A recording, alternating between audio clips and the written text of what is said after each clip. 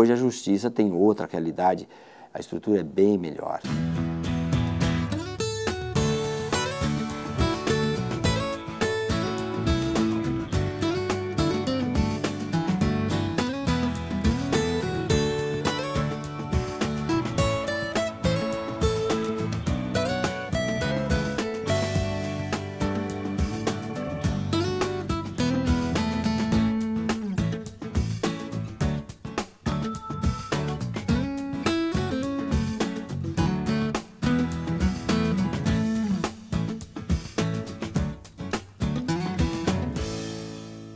A 12ª região tem uma estrutura muito privilegiada, muito boa, por conta do cuidado e da capacidade que os servidores e os magistrados tiveram no passado quando administraram o tribunal.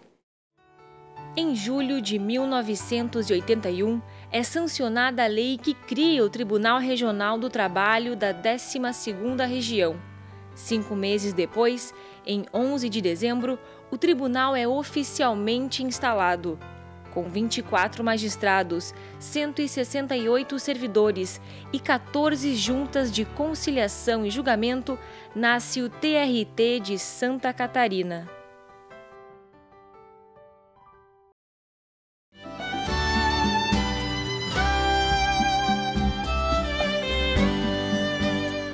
O grande juiz dessa época foi o juiz José Fernandes da Câmara Canto Rufino. Ele foi o primeiro presidente e eu fui o primeiro vice-presidente.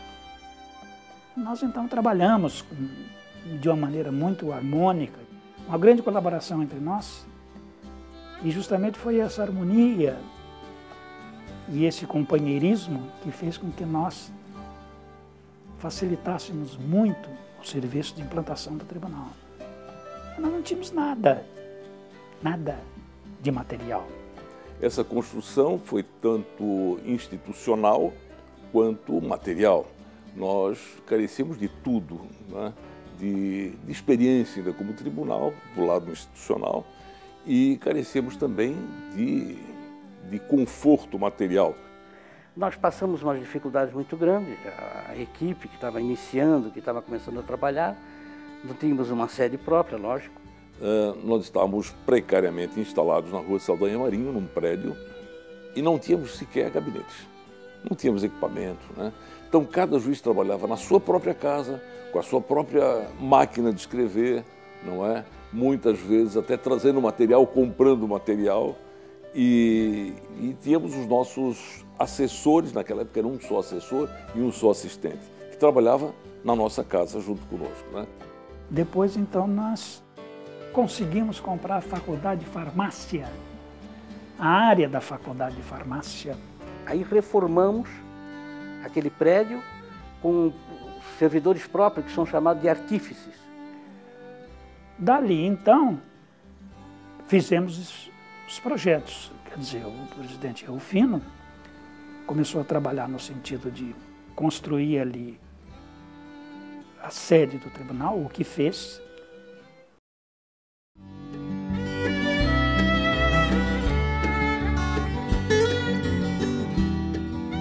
Quando assumi a presidência, já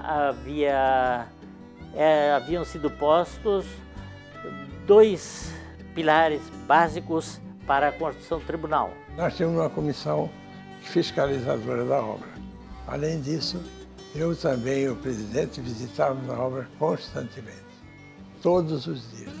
Eu almoçava com Ledra e íamos ver a obra. Consegui na época, após muitos esforços, a verba para complementar o edifício da Justiça do Trabalho, o da STV Júnior, e mobiliá-lo de cima a baixo.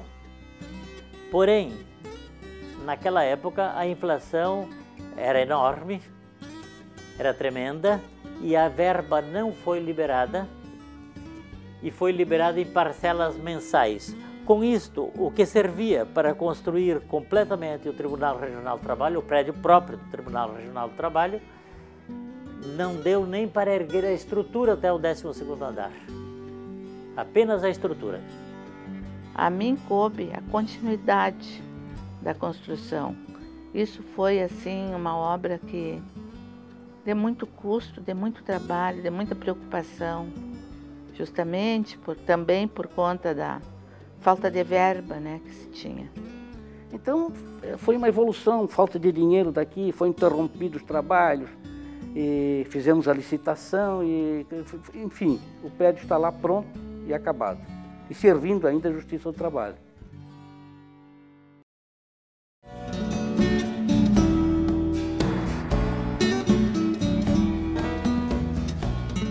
Nós somos oriundos de uma época em que não havia ar-condicionado. Os materiais eram precários, móveis precários, instalações precárias. Era muito comum utilizarmos de equipamentos cedidos pelo município, por sindicatos. Em Caçador, alguns empresários, segundo alguém que participou dessa época, auxiliaram. Não, é muito bom ter em Caçador a Justiça do Trabalho, e depois se surpreenderam, mas nós estamos sendo acionados, era para isso que nós custeamos, né? Mas isso faz parte da evolução, né? A gente abriu a vara de Xanxerê, que se chamava Junta na época, com 10 cadeiras de palha, um balcão que foi feito lá pela OAB, e a sala de audiência e 4 máquinas de escrever emprestadas pela Caixa Econômica Federal. Depois um advogado comprou uma máquina elétrica e emprestava a máquina para a gente fazer audiência. Olha só, aqui chegamos. Em Xanxerê não tinha papel, eu fazia as intimações das partes, ganhando da prefeitura 50 xerox, 50 fotocópias. Então esse era o original que ia para a parte. A cópia só aparecia os vazios, porque eu não tinha condições de comprar papel. O tribunal não fornecia equipamento à época para os juízes, ou seja, o material era escasso, né? E computador propriamente dito começaram a ser usados por aquisição própria. A carestia era tanta que o próprio papel para os computadores, os demais implementos necessários para os computadores que os juízes compravam para o pessoal de seu gabinete usar, era tudo por conta do juiz, porque os computadores, alegava-se, eram particulares e, portanto, não poderiam utilizar material público em seus computadores particulares, mas os computadores estavam a serviço do tribunal.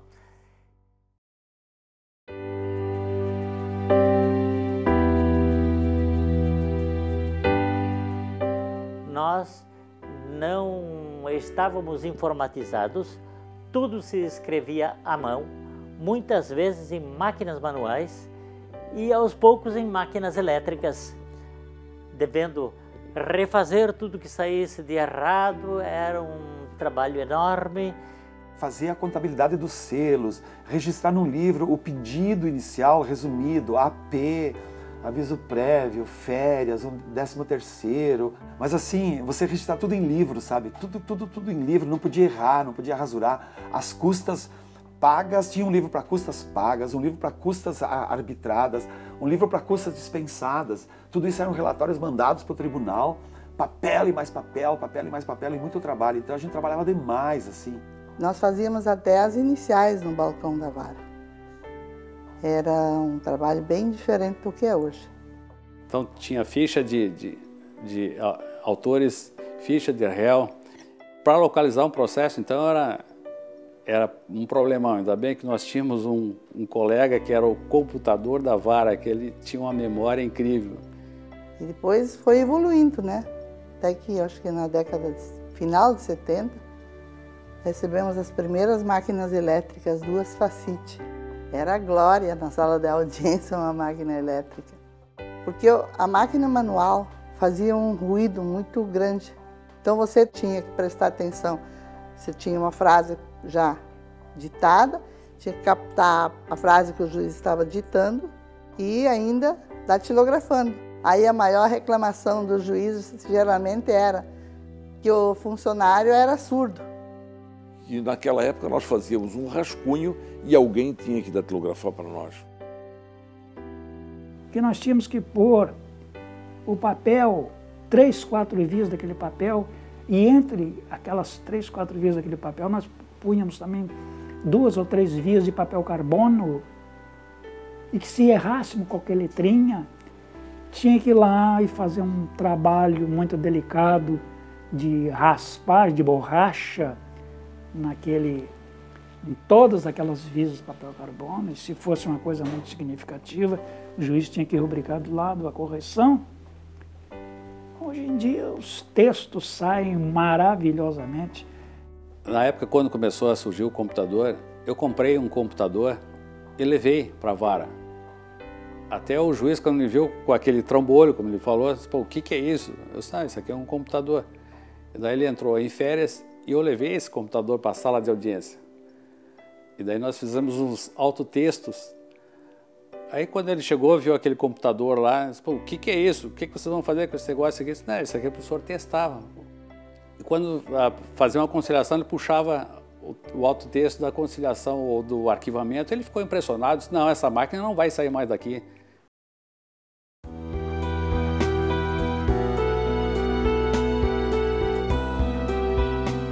Há que se registrar que o nosso tribunal tinha uma jurisprudência, um comportamento de extrema preocupação social. E esse comportamento se dava num período pré-constituinte, ou melhor, antes da Constituinte.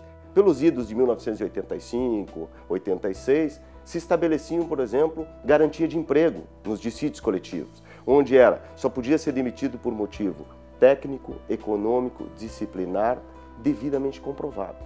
Então essa garantia de emprego construída lá é aquele similar que está constituído na Convenção da OIT 158. Então essa percepção, essa importância desse valor que era o emprego, era então pautada em quase todos os dissídios coletivos. Eles antecedendo, inclusive, a Constituição de 88, já viam e analisavam que aquelas duas leis, que então vigiam, fruto da ditadura militar, eram verdadeiros instrumentos de impedimento da construção dos direitos sociais, da construção dos direitos dos trabalhadores. E eles passaram a dizer o seguinte, a não aplicar isso, ou seja, construir uma visão, uma hermenêutica constitucional, jurídica, e dizer esses instrumentos não mais refletem a realidade social e política desse país e, por consequentemente, não mais recepcionavam essas leis e superavam a análise a partir disso.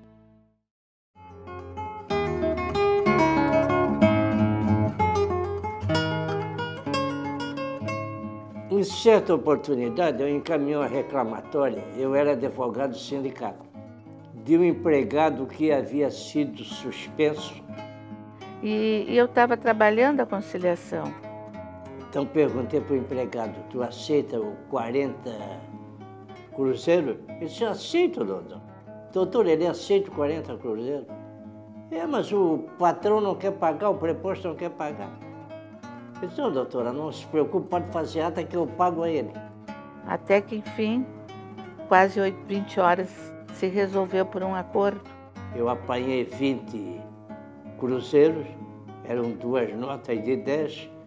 Aí o empregado se levantou, bateu no meu ombro e disse, doutor, gostei de ver o seu ato. 10 para mim, 10 para o senhor. E foi feito o acordo. Foi muito engraçado. Eu presenciei uma situação muito engraçada. Um empregador dizendo que não ia pagar um tostão para o empregado, porque ele era velhaco, porque ele era mau caráter, porque ele era mal agradecido e tal, xingando todas as gerações do empregado, lá nesse sindicato. Eis que depois eu volto e está todo mundo rindo com o mesmo empregador. Tinha feito um acordo na audiência. Aí eu perguntei, eu não conhecia ainda as pessoas, muito pouco. Aí eu perguntei o que é que tinha acontecido, né? Ele falou assim, eu cheguei numa audiência, tinha uma juíza linda, muito bonita, muito educada, e quando ela falou assim, alguma proposta, senhor? Ele falou assim, o que a senhora quiser.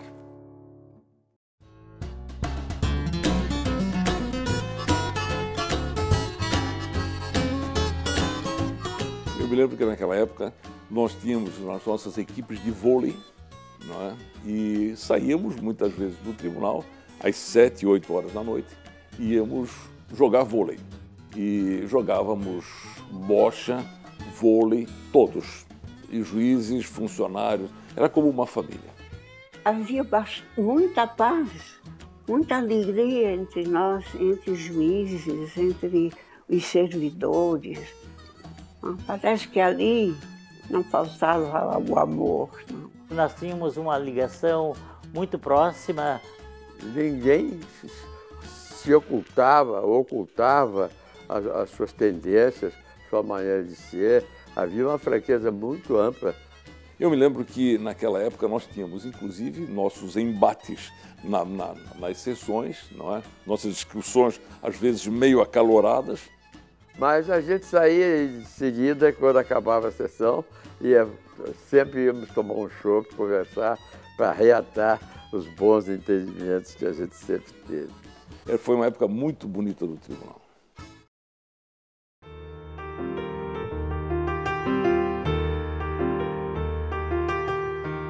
O tribunal, ele sempre se pautou exatamente pela sensibilidade, pela busca da superação do problema social, encarando o problema social, nunca deixando de reconhecer que existe uma luta entre capital e trabalho. E o capital e o trabalho são antagônicos, mas que o papel do poder normativo da justiça, a partir da aplicação do princípio da equidade, buscar então essa paz social. E eu creio que o nosso tribunal, durante toda a sua trajetória, vem mantendo esse padrão de justiça. Ele tem, através de seus magistrados, corrigido distorções eventuais que possa ter a lei, que é a justiça em sentido geral, no momento que ela é aplicada ao caso concreto. E aqui vem a justiça do juiz, que é a equidade. Fazer parte desse tribunal me deixa muito orgulhoso. E esse orgulho advém também do fato de ser juiz. Juiz não é profissão, juiz é vocação, é missão. Eu gostaria que todos nós, nesses 30 anos, tivéssemos esse enfoque. Eu tenho a mais grata satisfação de ver esse tribunal caminhar no mesmo caminho que iniciou, com juízes capazes, honestos, decentes. Então faço voto que todos sejam felizes, bem iluminados e que todas essas decisões sejam para o bem de Santa Catarina, do cidadão e do Brasil. Parabéns a todos.